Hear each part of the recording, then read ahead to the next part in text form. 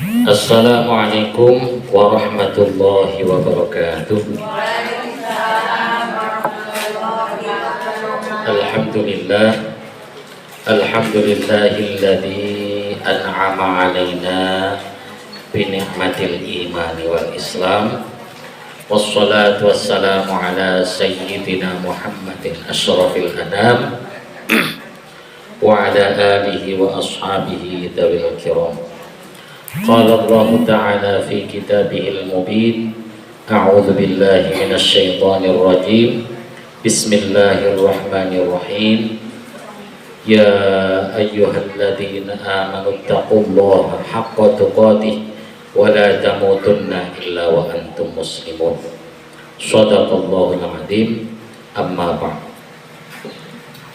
Hadratal muhtaramin, para alim yang saya muliakan, ibu-ibu mustami'in, mustami'at, jamaah majelis taklim al-khairat yang sama-sama mengharap rahmat Allah Subhanahu wa ta'ala.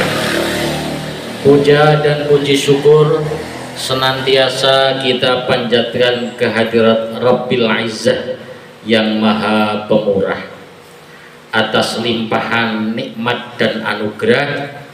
Pada saat ini kita dapat hadir di majelis yang insya Allah penuh barokah dalam keadaan sehat wa'afiyah, dengan harapan mudah-mudahan hadir kita di tempat ini akan membuahkan beberapa hikmah. Amin ya rabbal alamin.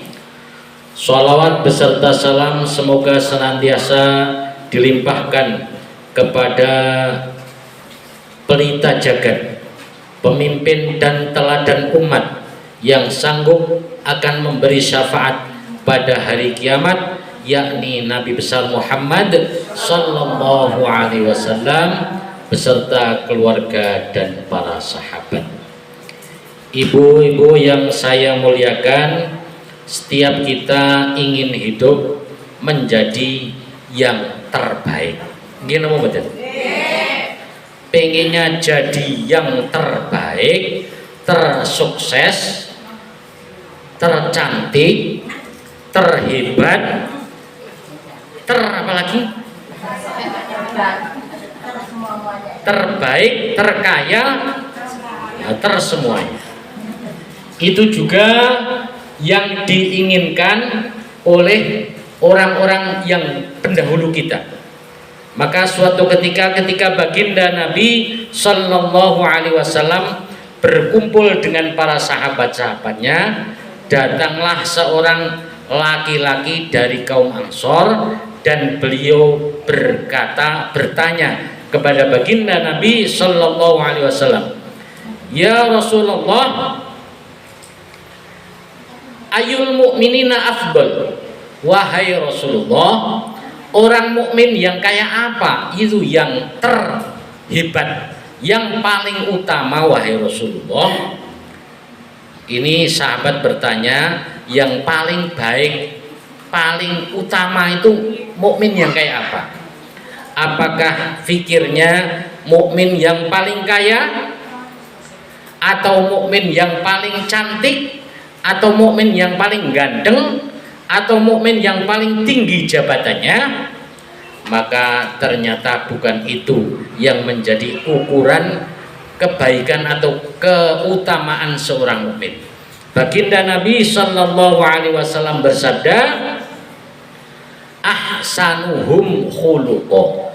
Mukmin yang paling baik itu adalah mukmin yang paling bagus akhlaknya.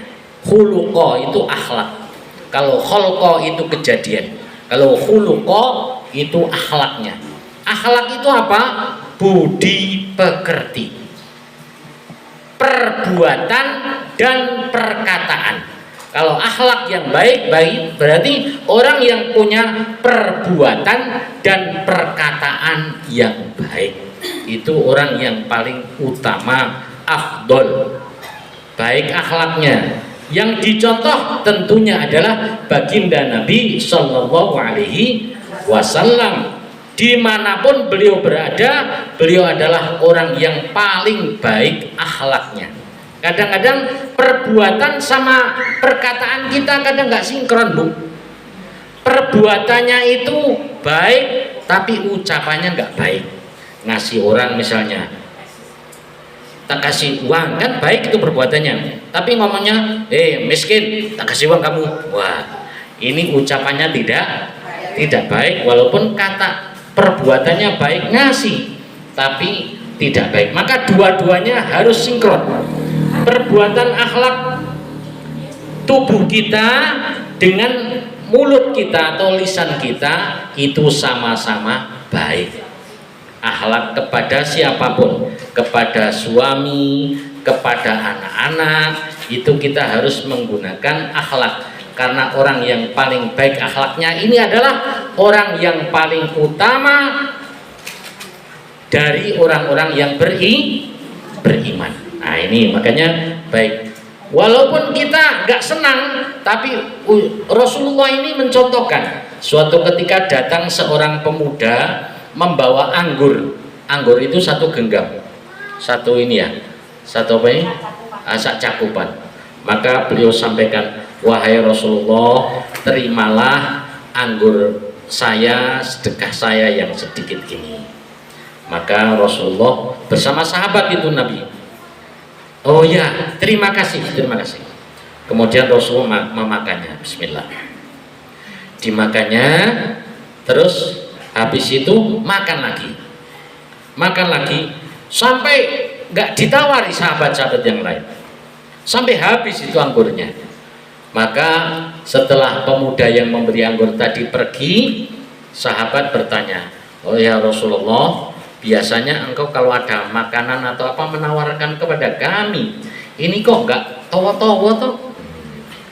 Iya, karena sesungguhnya anggur tadi rasanya kecut.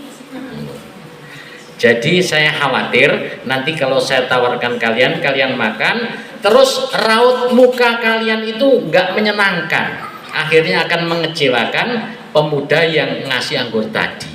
Maka saya makan sendiri, tak habisin aja. Ini akhlak Rasulullah. Walaupun dalam keadaan seperti itu tetap menunjukkan akhlak yang baik, ya kan? Maka kita itu ya itu jangan reaktif. Ada apa-apa langsung tunggu dulu, dipikir dulu apa yang harus saya lakukan supaya orang tidak sakit hati. Nah ini perbuatan Nabi Shallallahu Alaihi Wasallam yang sangat baik kepada orang yang memberinya, walaupun sebenarnya yang diberikannya itu bukan hal yang enak, bukan anggur yang manis, akan tetapi yang ngasih itu tetap senang, tetap marem gitu kan. Kita jangan sampai dikasih orang kok, ini ada sayur kemarin ya, wah nggak boleh kan. Alhamdulillah enak, apalagi kalau pas acara ya kan. Kadang-kadang pas pesta atau mungkin yasinan, nah itu kita makan, kecut ya tapi ini, wah itu nggak boleh ya. Jangan mencaci makanan, karena makanan itu dibuat masya Allah, lidah kita berarti masih normal kalau masih merasakan kecut, masih merasakan asin. Misone asin, dikasih upel apa kenceng ini? Wah ini nggak boleh. Inilah orang yang akan dimuliakan dan diutamakan oleh Allah Subhanahu wa Ta'ala. Apa tadi yang pertama adalah orang yang paling baik akhlaknya. Kemudian setelah itu pemuda yang bertanya tadi masih melanjutkan. Faqala fa'ayul mu'minina akyas. Ya Rasulullah, lah kalau orang yang paling cerdas itu yang bagaimana wahai Rasulullah? Itu. Kalau orang yang paling utama tadi adalah orang yang paling baik akhlaknya. Kalau orang yang paling cerdas itu macam mana wahai Rasulullah? Oh, orang yang paling cerdas adalah aktsaruhum lil mauti dzikra. Orang yang paling cerdas itu orang yang paling banyak mengingat mati. Wa ahsanuhum lima ba'dahu isti'dadan. Dan orang yang paling baik mempersiapkan bekal setelah mati. Itu orang yang paling cerdas. Cerdas itu otaknya tajam, ya. Dikasih tahu langsung mudeng. Itu namanya cerdas. Kalau pinter itu belum tentu cerdas. Nggak cerdas tapi belajar terus, akhirnya banyak ilmu, itu namanya pinter. Orang cerdas pun kadang-kadang nggak berilmu, cerdas tapi nggak pernah sekolah, nggak pernah belajar, tidur aja. Padahal sebenarnya kalau dia belajar cepat masuknya, menghafal cepat, tapi dia nggak belajar, akhirnya tidak pinter. Maka orang cerdas itu dia akan bisa menganalisa keadaan, cepat dia berpikir. Orang yang paling cerdas itu adalah, kata Nabi, orang yang paling banyak ingat kematian. Nah ini kita semua ini insya Allah rencananya mau mati semua gitu. Nah, nggak ada yang bertahan hidup, semuanya akan mati. Bahkan kematian-kematian kita itu semuanya tidak lama lagi. Apa meneh sing Jomedeni itu Pak. Ya memang kita itu mau mati semua dan nggak lama matinya. Yakin insya Allah kayaknya nggak ada 100 tahun lagi kita mati semua, ya kan? 100 tahun yang lalu belum ada, dan 100 tahun yang akan datang nggak ada sama sekali kita ini di antara kita ini. Habis semua. Artinya dunia kita ini sementara saja. Makanya semuanya akan merasakan mati. Orang kaya,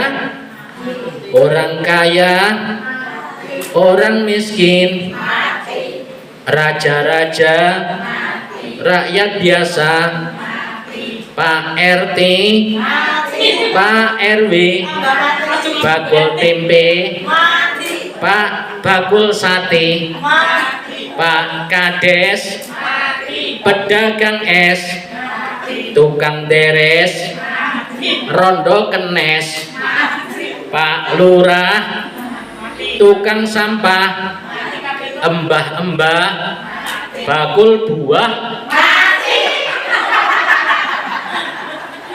mati. Nggak ada yang tahan mati. Dokter yang hebat, penyakit orang sembuh tapi mati juga. Nggak ada dokter yang sekarang umurnya 150 tahun mati semua toh. Dukun apa meneh, ya kan? Dukun yang ampuh jari mati juga. Nah, makanya semuanya mati. Pak Lurah mati, tukang sampah mati, apa meneh bakul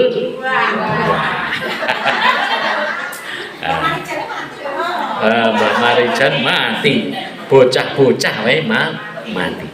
Semuanya akan mati dan tidak akan tersisa. Maka orang yang cerdas bukan orang yang menikmati dan mengumpulkan dalam hidup di dunia ini, tapi orang yang banyak mengingat mati dan memperbanyak persiapan dalam menyambut kehidupan setelah mati. Itu nanti kita itu dunia ini, Bapak Ibu sekalian, nggak ada apa-apanya kesusahan dunia ini kalau dibandingkan nanti Allah akan membalas dengan balasan di akhirat. Susah payahnya di dunia ini kecil sebenarnya, cuman malas sholat, dipaksakan, akhirnya ngantuk-ngantuk sholat, susah payahnya begitu saja, ya kan? Atau kalau nggak punya uang ditagih utang, itu susah payahnya. Tapi nggak ada kan ditagih utang sampai dipotong tangannya, sampai diambil giginya, kan nggak ada. Itu susahnya dunia. Maka sesungguhnya dunia ini susah payahnya tidak ada apa-apanya kalau dibandingkan nanti Allah akan balas kesusahan kita dengan kebahagiaan. Bagi ibu-ibu nanti wanita-wanita solihah, muti'ah, dan afifah itu akan menjadi ratunya bidadari. Ratu bidadari itu Masya Allah cantiknya, wong bidadarinya saja cantik luar biasa. Ibu-ibu yang sekarang nggak cantik itu, tapi cantik semuanya. Itu nanti akan cantik luar biasa. Ini kulitnya bening, nggak yang hitam-hitam nggak ada itu. Bening, bahkan sumsumnya itu terlihat dari luar. Indah sekali. Ma'ainun ro'at, belum pernah mata melihat nanti keadaan surga itu. Telinga belum pernah mendengar, hati belum pernah membayangkan itu indahnya surga. Maka ada satu bidadari yang sangat cantik, paling cantik, itu namanya Ainun Mardiyah. Ainun Mardiyah itu diciptakan itu bidadari tercantik. Ada seorang pemuda di zaman Syekh Abdul Hamid waktu itu ngaji bersama kawan yang lain, kemudian yang lain pulang karena sudah selesai, tapi pemuda ini masih duduk saja. Nah, sudah selesai ngajinya. Oh iya saya itu mau tanya, tapi mau pribadi aja tanya. Apa? Benarkah Allah itu telah membeli kita, diri kita, harta kita dengan surga, wahai Syekh? Betul. Allah berfirman dalam Al-Quran, Innallaha ashtara minal mu'minina amwalahum wa anfusahum bi'anna lahumul jannah. Sesungguhnya Allah telah membeli hartamu dan dirimu dengan surga. Jadi kita itu sudah ada transaksi surga. Maka pemuda itu, ya sudah pemuda ini kaya raya, warisan bapak ibunya banyak, emasnya berapa kepeng, bahkan berapa kilo gitu, banyak sekali. Maka, nah itu perlu.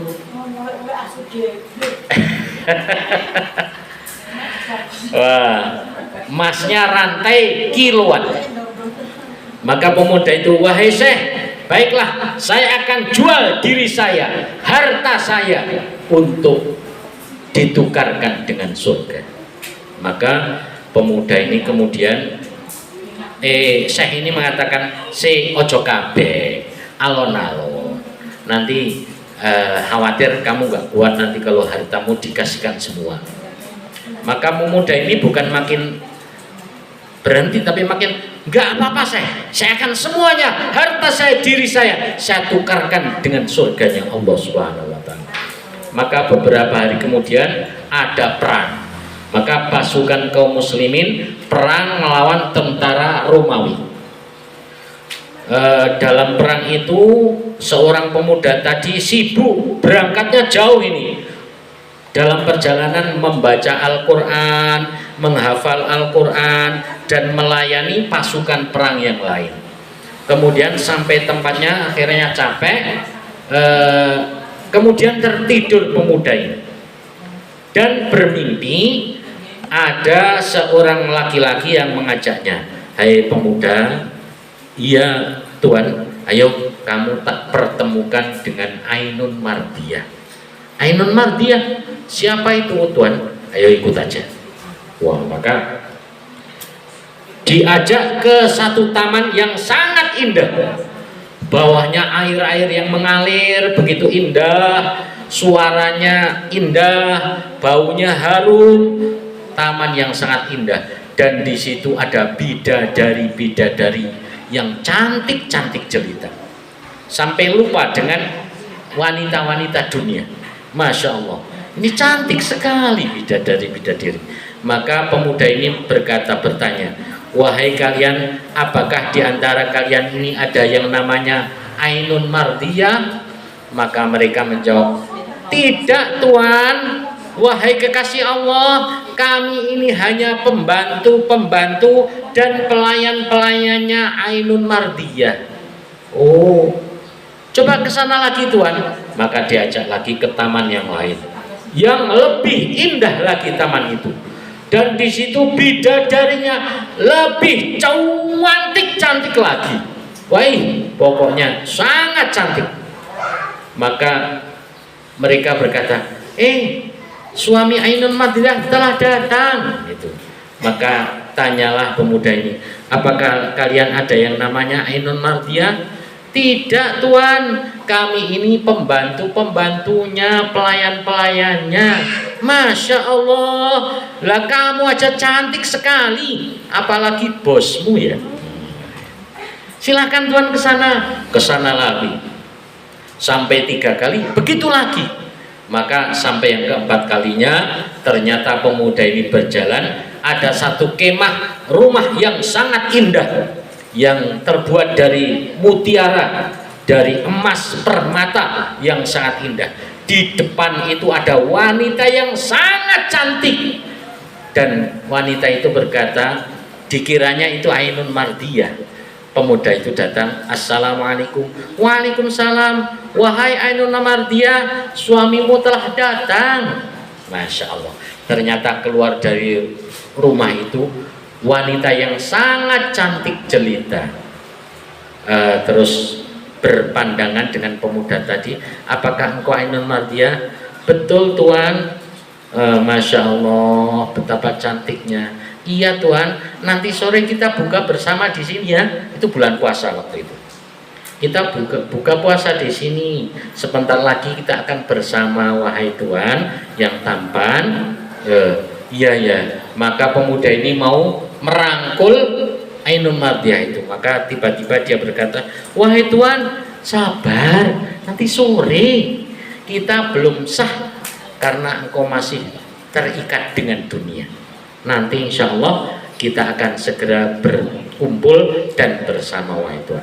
Ini bidadari yang sangat cantik, namanya Ainun Mardiah. Ternyata akhirnya pemuda itu terbangun dan Masya Allah, mimpi kok bagus sekali. Akhirnya setelah itu datanglah pasukan musuh dan berperang. Maka pemuda ini akhirnya mati syahid. Dan itulah yang akan dialami oleh pemuda itu. Begitu indahnya perjuangan di dunia ini, yang tidak ada apa-apanya kesusahan kalau dibandingkan kebahagiaan yang akan Allah berikan kepada kita nanti di akhirat. Dan tidak ada apa-apanya kesenangan kita di dunia ini kalau nanti meninggalkan perintah Allah, kalau dibandingkan dengan balasan Allah dari kesusahan-kesusahan di akhirat nanti.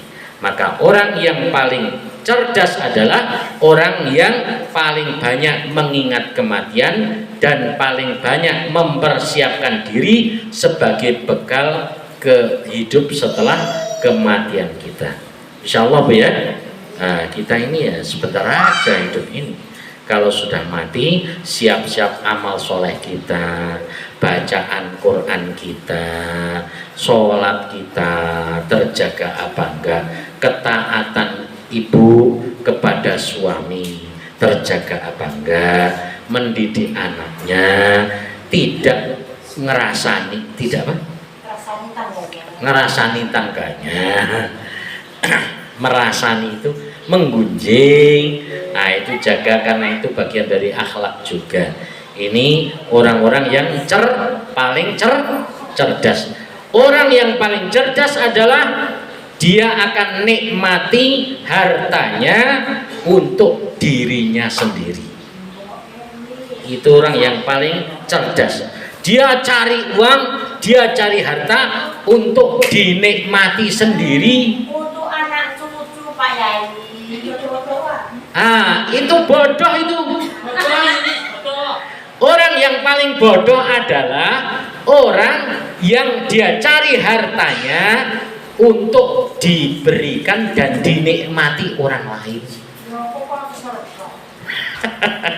Itu bodoh. Maka paling cerdas itu dinikmati sendiri. Maksudnya gimana? Kalau punya uang, punya harta, dia infak, sedekah, amal, wakaf, wah itu sejatinya adalah dinikmati sendiri, ya kan?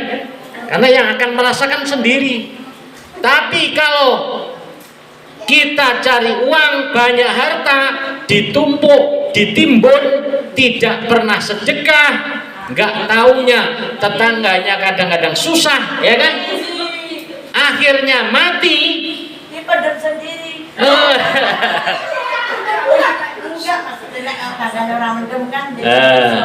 Ternyata hartanya ini nggak akan bermanfaat baginya. Akhirnya harta yang ditinggalkan untuk rebutan anak cucu.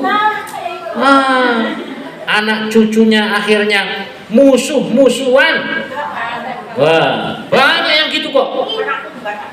Oh iya, anak kita insya Allah mudah-mudahan tidak rebutan. Tapi jangan gini, kadang ibu-ibu kan banyak yang aku tak tinggal, tak gawe emben men anak putu. Ya iku apik, tapi aja oke-oke. Sing oke-oke niku yang banyak saya akan transfer ke akhirat buat rumah saya di akhirat gitu. Nah, ya sedekahnya sing paling apik karo Ustad.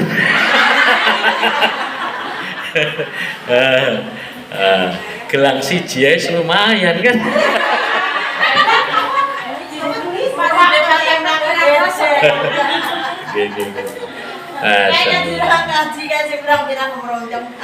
Ya, tinggalan anak putu bagus, tapi jangan diandalkan. Karena sesungguhnya yang paling Allah akan terima itu ketika kita sedekah dan berat itu. Aneh, aku sedekah, nek aku mati kok hartaku tak sedekahkan. Wah itu aja nggak boleh, lebih sepertiga kan? Nah, itu kurang manfaat. Kalau manfaat itu yang sekarang itu sangat kita cintai, sedekah kan itu. Untuk anak saya ini penting. Oh ini masih ada tanah saya ini nanti untuk bangun rumah di surga, ya kan? Tak wakafkan. Nah, misalnya itu, masya Allah itu luar biasa. Nah, maka itu untuk diri sendiri. Kalau yang ditinggal itu belum tentu. Kadang-kadang ya anaknya berbuat baik, ya kan? Kalau anaknya sedekah ya kita masih dapat. Tapi kalau anaknya lupa, anaknya kadang-kadang malah jahat, malah kayak judi online. Menurut Pak, kan? Ngebocomennya kenal. Itulah orang-orang yang paling cerdas. Yang bodoh dia susah payah tidak untuk dirinya. Ini makanya insya Allah satu yang paling utama, orang yang paling baik akhlaknya. Yang kedua yang paling cerdas adalah orang yang banyak mengingat kematian dan banyak mencari bekal untuk hidup setelah mati. Demikian yang saya sampaikan ibu-ibu sekalian, mudah-mudahan ada manfaatnya, pengingat buat kita semua. Karena kalau kita itu nggak diingatkan, lupa betul kadang-kadang. Urusan dunia nggak diingatkan, ingat sendiri, ya toh. Nek orang nyambut gawe, ora dodol, kok ditakokke karo anake, "Mak, njaluk duit." Wah, iya kelingan langsung nyambut gawe kan itu. Tapi kalau urusan akhirat itu kadang kalau kita lupa betulan. Karena nggak sholat juga ora terus udunen itu kan ora tuh. Kalau misalnya orang sekali nggak sholat kok bisulnya tumbuh satu, sholat semua orang. Tapi nggak ada begitu. Makanya kalau lupa bisa lupa sampai akhirnya mati baru menyesal kemudian. Mudah-mudahan kita senantiasa diberi oleh Allah hidayah sehingga dapat menjalankan perintah-perintahnya dan mudah dalam meninggalkan larangan-larangannya, sehingga kita menjadi orang yang beruntung di dunia dan berbahagia di akhirat. Amin ya robbal alamin. Demikian segala kesalahan dan kekhilafan mohon maaf. Akhirul kalam, wassalamualaikum warahmatullahi wabarakatuh.